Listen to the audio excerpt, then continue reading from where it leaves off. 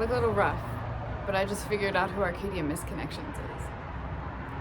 Let's start at the beginning though. So when Arcadia Misconnections started posting back in November, I became a little obsessed with the idea about making this story an expose. I wanted to do my little Nancy Drew cosplay and put on my hacker gloves and figure out who was behind the account. I tried many things, like searching for the email that was used to create the account, going back and looking at the dates of their following. And naturally, after coming up so dry, I just decided to DM them on Instagram. Between wishing them a happy Valentine's Day and subtly roasting our university, I wondered if I could ask them a couple of questions. They said yes and even compared our little DM exchange to Vogue's 73 questions.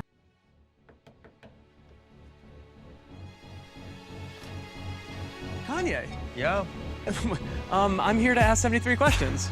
I'm ready. Babe, this is for me. Oh. The kids are in the room.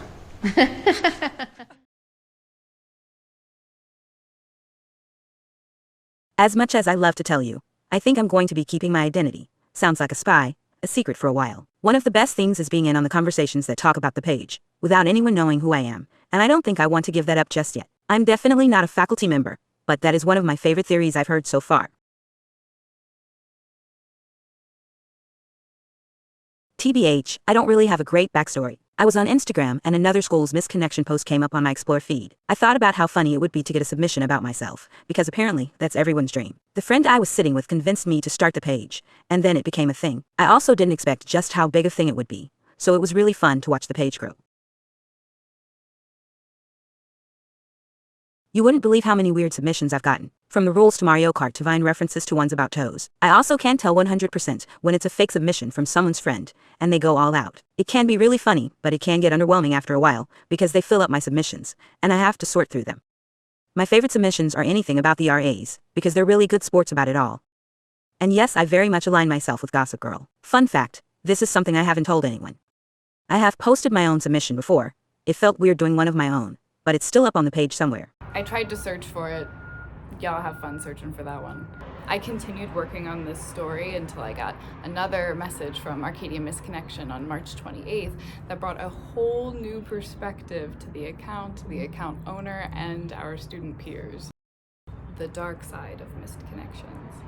This account is really fun, but I've also seen a real dark side to Arcadia students. 1/3 of the submissions I get I can't post because they're downright offensive, or would somewhat ruin a person's life. I've gotten people threatening to out someone, offensive jokes about people's race, uncomfortably sexual remarks about a stranger, etc. They're also all anonymous, so reporting them could only do so much. I've had to mitigate almost every single one of my posts because of the disgusting ones I receive. And then I get another submission threatening me because I didn't post theirs, and that the account is boring. It's a lot to manage. Even still, I sometimes accidentally let an offensive post slide without knowing, because we all have different perspectives about what one post could mean. But please remember I'm trying my best, as I am only a student myself, to make the page a safe and light-hearted place. No clout chasing intended here. Also, enough with the offensive submissions. You're disgusting. I have never posted them, and I will never post them. You know what? This is why I was a little worried when a new account called @Arcadia Confessions popped up on Instagram in April.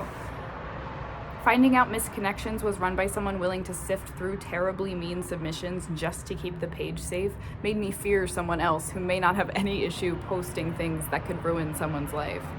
Luckily, Confessions has kept it pretty PG-13, but the whole experience has made me realize that despite how exciting and mysterious Misconnections is, we need to think about the real-life person behind these accounts. Misconnections is someone who has kept all these secrets and confessions and slander of their peers all to themselves. Thank you, Misconnections, for using your account for good, and I hope other non-university Arcadia accounts follow in your footsteps when it comes to individual privacy. Speaking of individual privacy, I actually do now know who is behind the account. Unfortunately for you guys, I don't think I'm going to tell you, mostly because they asked me not to. But also because why ruin a good thing?